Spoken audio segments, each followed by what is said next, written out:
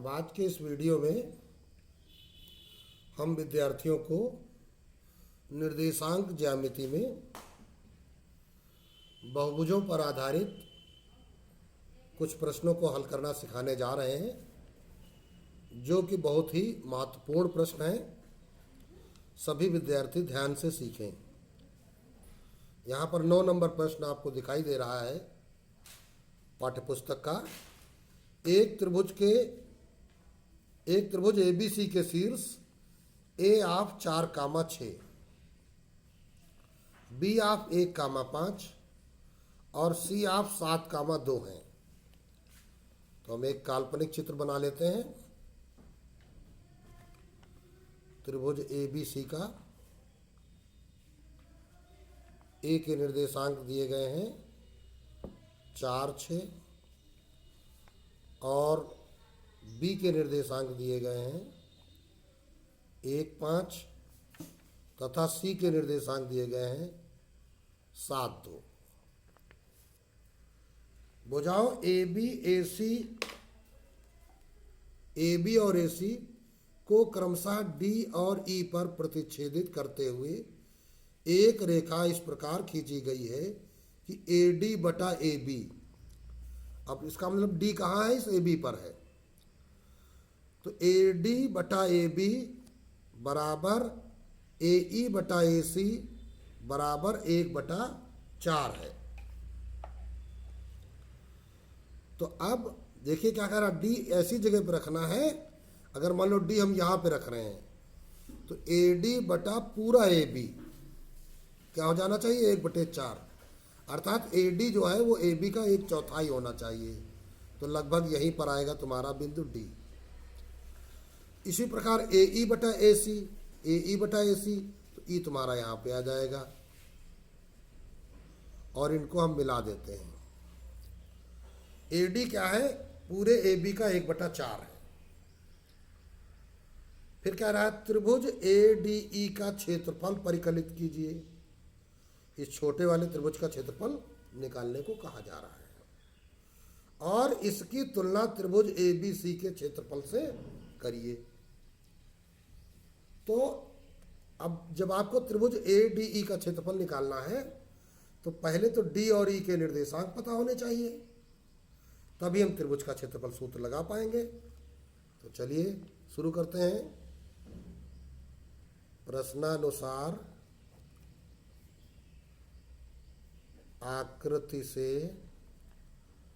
त्रिभुज ABC में A के निर्देशांक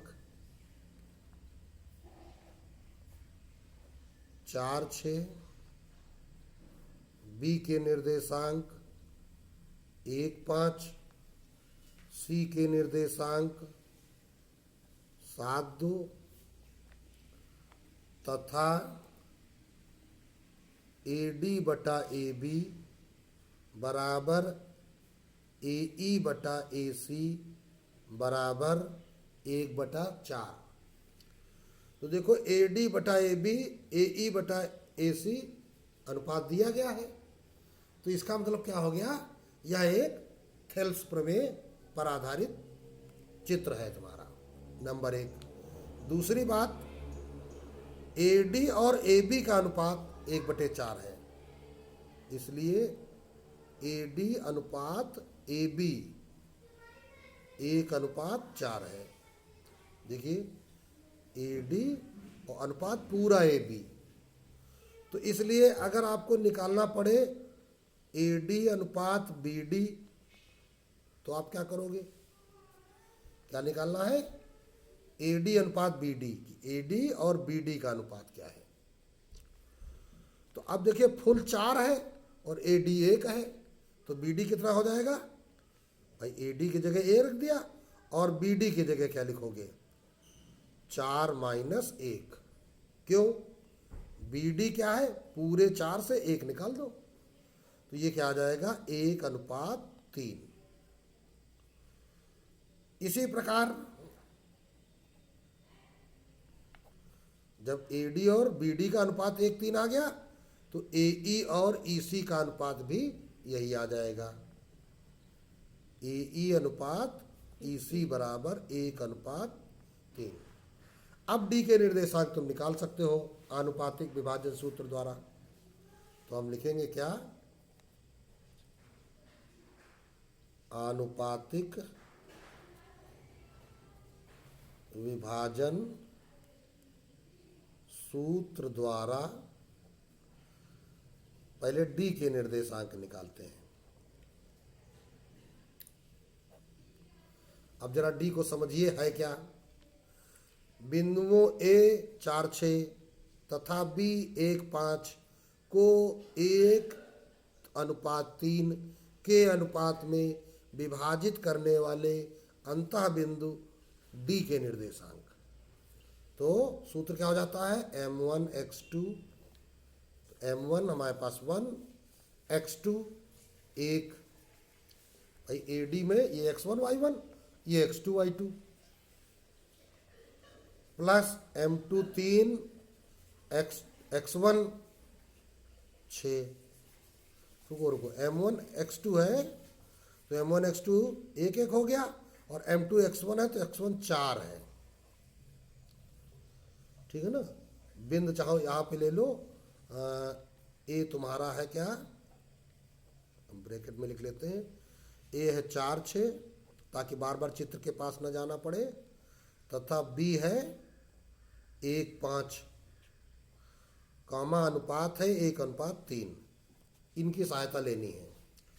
तो देखो M1 x2 1 1 का में हो गया, और M2 x1 3 × 4 बटे 1 + 3, कामा M1 y2 5 plus M2 y1 6 बटे 1 + 3, तो बराबर 1 + 3 × 12 बटे 4, कॉमा 5 × 5 क्षेत्र 18 बटे 4। तो ये क्या निकल के आ गया, 12 1 13 बटे 4, कामा 18 5 23 बटे 4। ये निकला है D के निर्देशांक। इसी प्रकार E के निर्देशांक,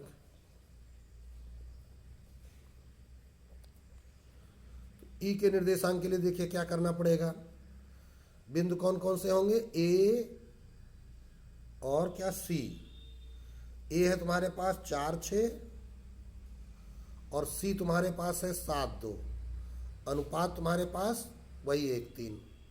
तो देखो M1 x2 7 plus M2 x1 4 बटा 1 + 3, कामा M1 1 y2 2 plus M2 3 y1 6 बटा 1 + 3,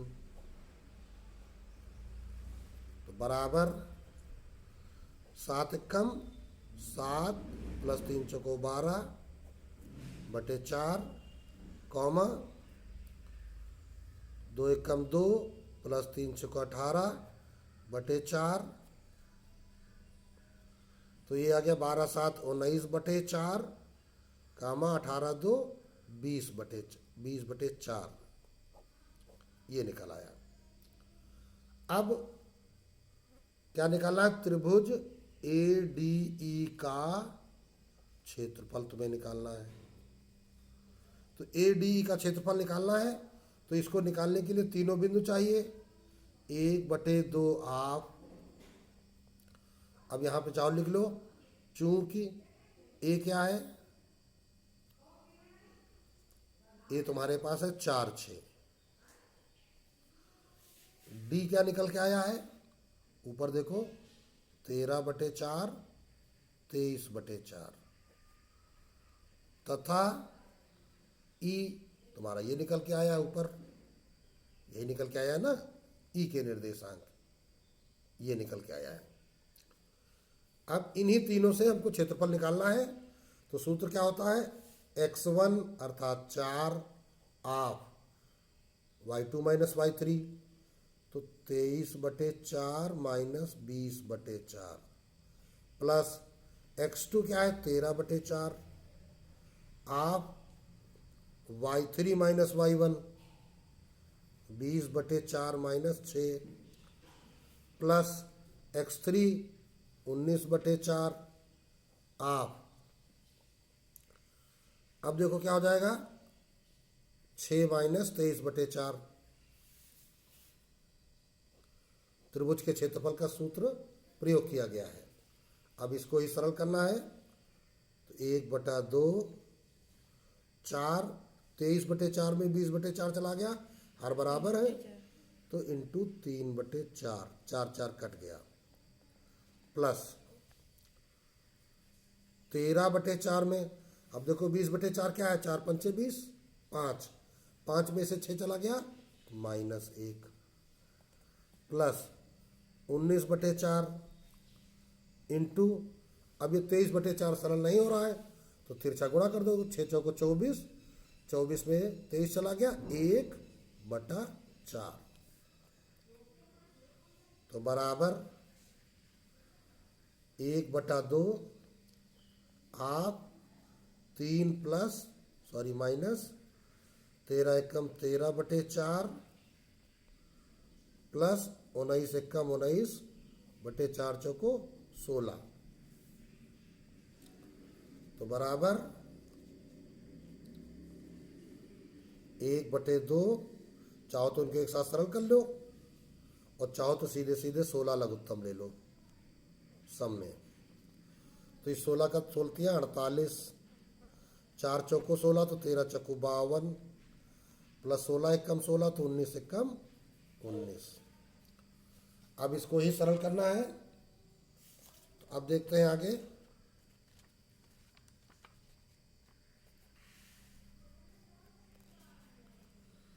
तो बराबर 1/2 आप, अब 48 से 52 घटाओगे -4 और प्लस के 19,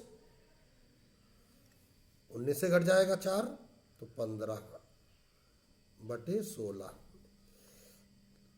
तो 15/16 दूनी 32 वर्ग इकाई। ठीक, अब हमने देखा था कि चूंकि त्रिभुज ADE तथा त्रिभुज ABC में क्या देखा था, AD/AB बराबर दिया गया था AE/AC, तो हम कह सकते हैं क्या, अतः दोनों त्रिभुज समरूप हैं। कैसे, समानुपातिकता प्रमेय के द्वारा दोनों त्रिभुज क्या हो गए, समरूप हो गए। और जब समरूप हो गए तो क्या हो जाएगा, समरूप त्रिभुजों के क्षेत्रफल के बारे में सूत्र पढ़ाया गया, एरिया ऑफ त्रिभुज ADE बटे एरिया ऑफ त्रिभुज ABC उनकी भुजाओं के वर्गों के अनुपात में होता है, AD² बटे AB²।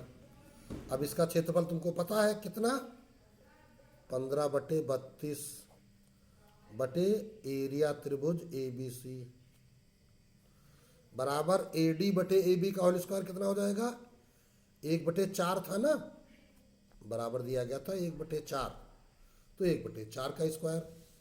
अब इसको सरल कर दीजिए तो 1/4 का स्क्वायर कितना हो जाएगा, 1/16, तो 16 का गुणा इधर हो जाएगा, तो 15/32 इंटू 16 बराबर एरिया ऑफ त्रिभुज ABC। पक्ष परिवर्तन कर लीजिए, एरिया ऑफ त्रिभुज ABC बराबर 16 एकम 16, 16 दूनी 32, 15/2 अर्थात 7.5 वर्ग इकाई। ठीक है ना। अब देखिए प्रश्न में कहा गया था त्रिभुज ADE का क्षेत्रफल ज्ञात कीजिए, तो हमने AD का क्षेत्रफल निकाल लिया था, इसकी तुलना त्रिभुज ABC के क्षेत्रफल से करिए। तो अभी हमने यहाँ पे, चाहो तो यहीं पे हम कर भी सकते हैं कि दोनों के क्षेत्रफलों का अनुपात क्या हो जाएगा। अब हम ये भी लिख सकते हैं अतः एरिया ऑफ त्रिभुज ADE बटे एरिया ऑफ त्रिभुज ABC बराबर, इधर क्या गया, 1/4 का स्क्वायर 1/16, अर्थात एरिया त्रिभुज ADE अनुपात एरिया त्रिभुज ABC बराबर 1/16। क्षेत्रफलों में अनुपात 16 होगा। अब अगला यह एक महत्वपूर्ण प्रश्न विद्यार्थियों के सामने है। बिंदुओं -1, -1, -1, 4, 5, 4 और 5, -1 से एक आयत बनता है। उसका नाम ABCD दिया गया है। नोट कर लेते हैं। चूंकि बिंदुओं A -1, -1, comma B -1, 4, comma C 5, 4 तथा D 5, -1 से एक आयत ABCD बनता है, ये प्रश्न ने कहा है। तथा PQRS क्रमशः भुजाओं AB, BC, CD, DA के मध्य बिंदु हैं। PQRS, तो क्या चतुर्भुज PQRS एक वर्ग है? क्या यह एक आयत है? क्या यह एक समचतुर्भुज है? सकारण उत्तर दीजिए। अब इसका एक काल्पनिक फिगर हम बनाते हैं।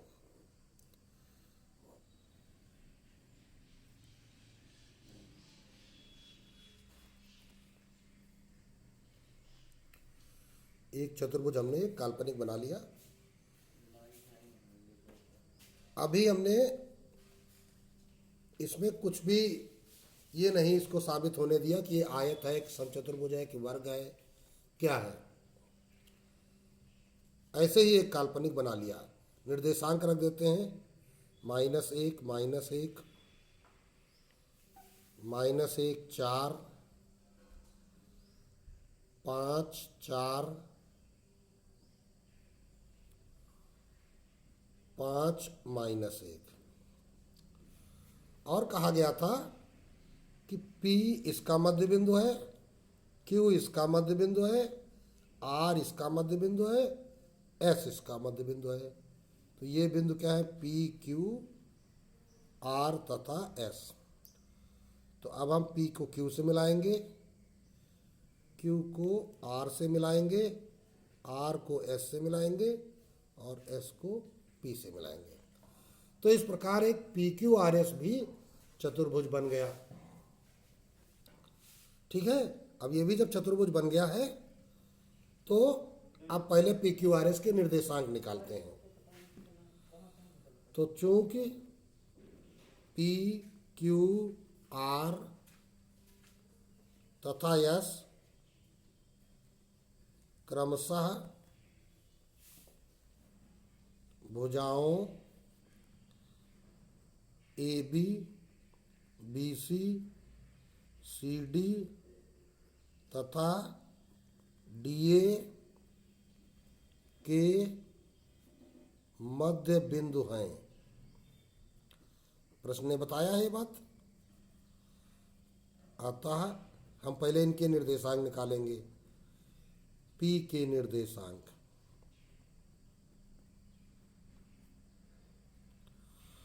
तो AB का मध्य बिंदु है तो मध्य बिंदु के निर्देशांक का फार्मूला लगा दो। भुज जोड़कर आधा करो, -1 -1/2, कामा कोटि जोड़कर आधे करो, -1 + 4/2। तो ये आ गया -2/2 और ये आ गया 3/2, अर्थात -1, 3/2। इसी प्रकार क्यू के निर्देशांक, क्यू के निर्देशांक में क्या करोगे, इनका मध्य बिंदु है तो -1 + 5/2, फिर क्या है 4 + 4/2, 5 में 1 घटाया 4, आधा क्या दिया 2 आ गया, 4 4 8/2, 4 आ गया। अब आइए आर के निर्देशांक,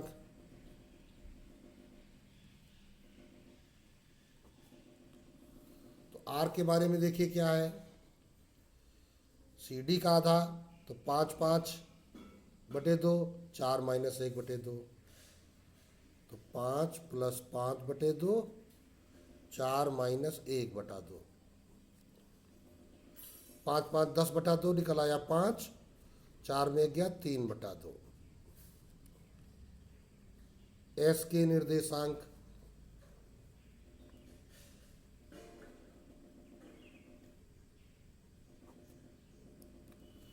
एस के बारे में देखिए क्या है, 5 - 1/2, -1 - 1/2, 5 - 1/2,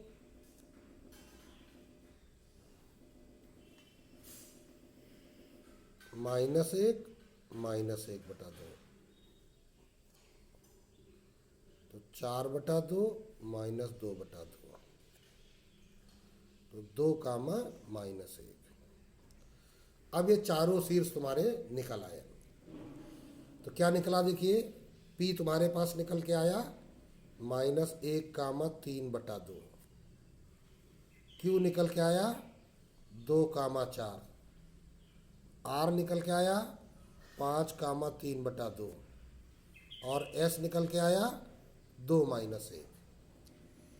अब इनकी सहायता से आपको करना क्या है कि पहले सभी भुजाएं निकाल लीजिए, सभी भुजाएं और विकर्ण निकालो, तभी पता चल जाएगा कि ये कैसा चतुर्भुज है। तो पी क्यू बराबर √-1 - 2 का होल स्क्वायर प्लस 3/2 - 4 का होल स्क्वायर, तो बराबर √ ये -3 का स्क्वायर क्या बन जाएगा +9, प्लस ये देखो इसको सरल करो, 4 दूनी 8, 3 में ऐसे 8 गया -5, -5 का स्क्वायर +25/2 का स्क्वायर 4। अब ये 9 को 36, 36 और 25 कितने हो गए, 36 20 56 और 5 61, तो √61 और /4 का वर्गमूल 2, कॉमा लगाइए, क्यू आर निकालिए, पी क्यू निकल आया, क्यू आर देखिए क्या निकलेगा, 2 - 5 का होल स्क्वायर प्लस 4 - 3/2 का होल स्क्वायर, तो 2 में से 5 गया, 3 का स्क्वायर 9, और ये 4 दूनी 8, 8 में 3 गया 5 का, ये भी 25/4, तो ये भी देखो उतना ही आ गया √61/2। पी क्यू हो गया, क्यू आर हो गया, तो देखो पी क्यू बराबर क्यू आर निकल आया है ना। अब आर एस निकालो, तो बराबर √R और एस देखो, 5 - 2 का होल स्क्वायर प्लस 3/2 -+1 का होल स्क्वायर, तो ये देखिए क्या आ गया √3 का स्क्वायर 9, और यहाँ 2 1 कम 2, 3 2 5, 5 का स्क्वायर 25/2 का स्क्वायर 4, तो ये भी कितना आ गया बराबर √61/2। अब एस पी निकाल लो, पी क्यू निकाला, क्यू आर निकाला, आर एस निकाला, एस पी निकालो, तो √2 -+1 का होल स्क्वायर प्लस -1 और -3/2 का होल स्क्वायर, तो √2 + 1 कितना हो गया, 3 का स्क्वायर 9, प्लस तो एक कम 2, -2 -3 -5 का स्क्वायर 25 बटे 2 का स्क्वायर 4, तो बराबर ये भी तुम्हारा आ गया √61/2। तो देखिए अभी तो सभी भुजाएं बराबर आ गई। तो अगर सब भुजाएं बराबर हैं, इसका मतलब बात तो वो समचतुर्भुज है और यह समान वर्ग है। तो अब इसके विकर्ण भी निकालने पड़ेंगे, PQR चतुर्भुज के विकर्ण। तो PR, तो √ अब देख लीजिए PR निकालना है ना तुम्हें, तो P और R -1 -5 का होल स्क्वायर, 3/2 -3/2 का होल स्क्वायर, तो -1 -5 का होल स्क्वायर प्लस 3/2 -3/2 का होल स्क्वायर। तो ये -6 का स्क्वायर कितना हो गया? 36, और ये हो गया 0। 36 का वर्गमूल 6 आ गया। PR हो गया। अब QS निकाल लो, तथा QS बराबर, अब QS को देख लीजिए, 2 -2 का होल स्क्वायर, 4 और माइनस माइनस प्लस 1 का होल स्क्वायर, तो 2 -2 का whole square plus 4 minus minus plus 1 का होल स्क्वायर, तो ये आ गया 0 और 5 का स्क्वायर 25। तो ये कितना निकल आया? 5। अब ये देखो निकला 6 और ये निकला 5। तो अब इसका मतलब क्या हो गया कि विकर्ण बराबर नहीं है। तो अब हमने क्या देखा था? अतः, अब पूरी बात हम लिखेंगे, क्या लिखेंगे? अतः PQRS में PQ बराबर QR बराबर RS बराबर PS बराबर कितना आया? √61/2, तथा PR बराबर नहीं है, काहे के? QS, है ना? क्योंकि क्यों नहीं है? क्योंकि ये आया है 6 इज नॉट इक्वल टू 5। 6 और 5 आपस में बराबर नहीं होंगे। तो क्या कहेंगे? अतः PQRS एक समचतुर्भुज है।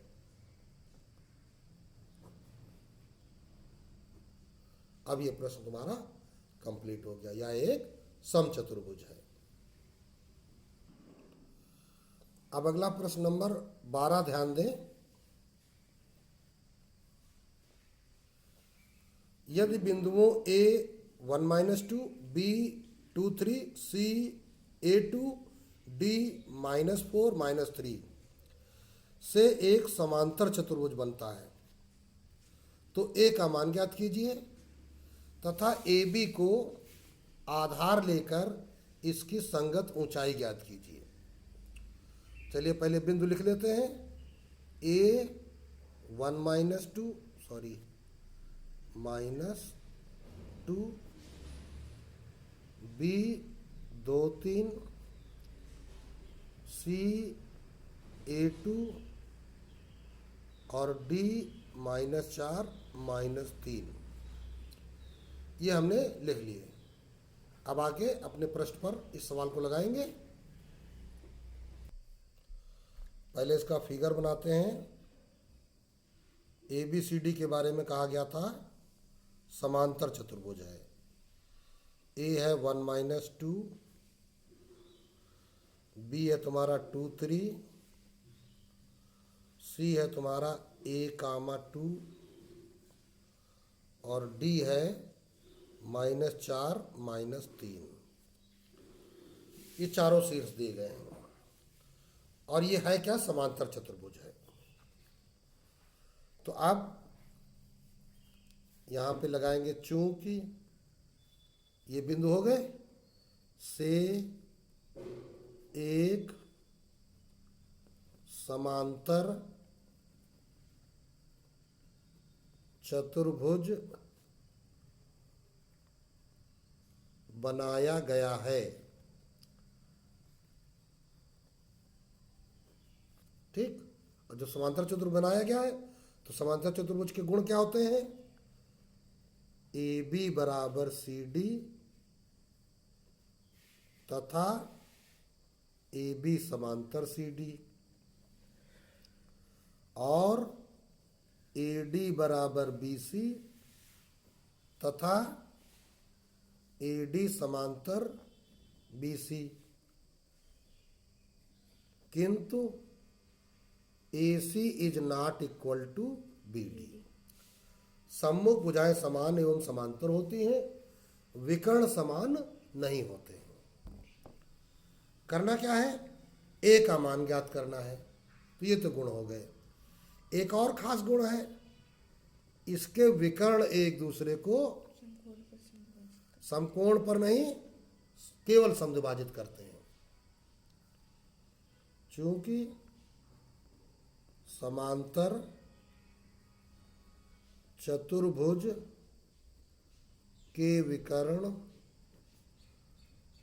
परस्पर समद्विभाजित होते हैं। तो अगर ये बिंदु हम P ले लें तो इसलिए P क्या होगा? AD तथा AC तथा BD का मध्य बिंदु होगा। अतः P AC तथा BD का मध्य बिंदु होगा। अब यही लॉजिक तुमको प्रयोग कर देना है। तो AC का मध्य बिंदु तो लिखेंगे AC के मध्य बिंदु P के निर्देशांक। तो क्या हो जाएगा? 1 प्लस a/2 कामा -2 प्लस 2/2। ठीक है। तो ये क्या आ गया? 1 प्लस a/2 कामा ये बन गया 0 तथा BD के मध्य बिंदु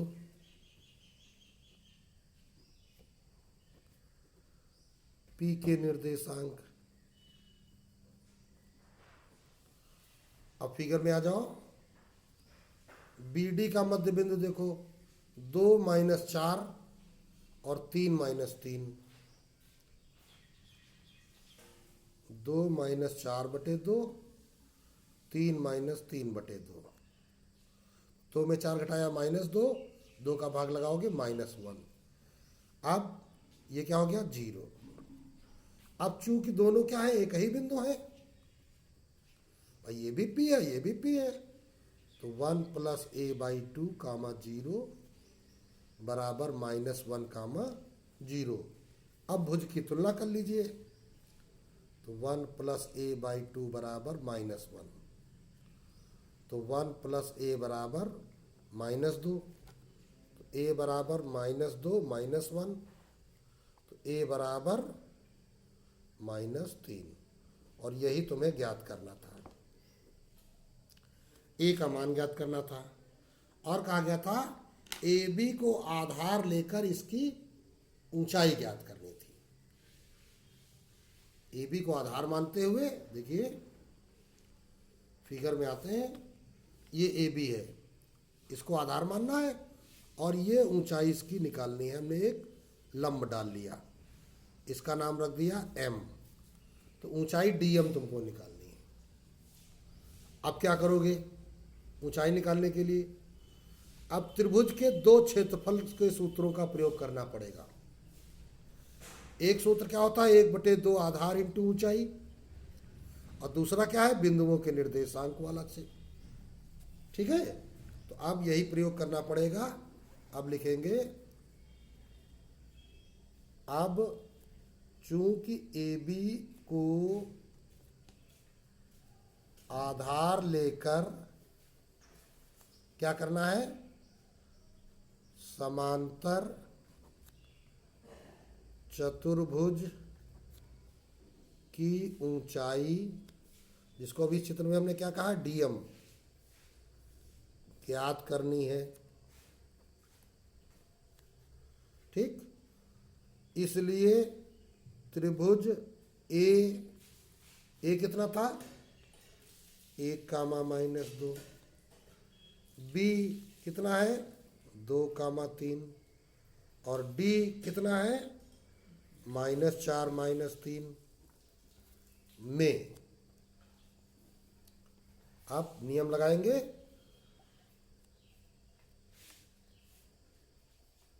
त्रिभुज ABD का क्षेत्रफल, सूत्र क्या होगा, 1/2 x1 of y2 minus y3 plus x2 of y3 minus y1 plus x3 of y1 minus y2। ये आपका लगा दिया हमने सूत्र निर्देशांक वाला। और एक दूसरा सूत्र क्या होता है, 1/2 आधार AB इंटू ऊंचाई DM, तो बराबर 1/2, 3, 6 कम 6, -1 बनेगा यहाँ पे, -3 और +2 से, और 2 से गुणा करोगे तो -2 1 कम -2, इधर आ जाओ, प्लस माइनस माइनस, और ये -2 -3 -5, तो माइनस माइनस प्लस, 5 चौको 20, बराबर 1/2 1/2 देखो कट गए। अब क्या करोगे, AB बीच की दूरी का सूत्र लगाना पड़ेगा A और B के। तो क्या हो जाएगा, 1 - 2 का होल स्क्वायर प्लस -2 -3 का होल स्क्वायर इंटू ये DM बराबर ये 20 से 26, 26 में 2 चला गया 24। अब इसको ही आगे बढ़ाते हैं।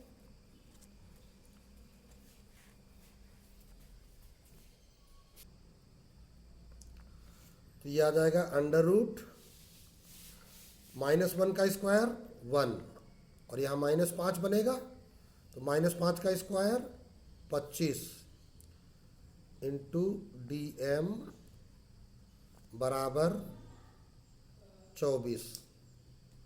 तो DM बराबर ये 25 एक हो गया 26, तो 24/√26। अब √26 का ऊपर नीचे गुणा करके परिमेयकरण कर दो, तो बराबर 24/26 √26, ये आ गया 12/13। तो DM बराबर 12/13 √26 ऊंचाई। तो ये निकल आई समांतर चतुर्भुज की ऊंचाई जब आधार लिया गया है AB को। इस प्रकार ये प्रश्न आपका कंप्लीट होता है और ये वीडियो भी यहीं पर समाप्त होता है।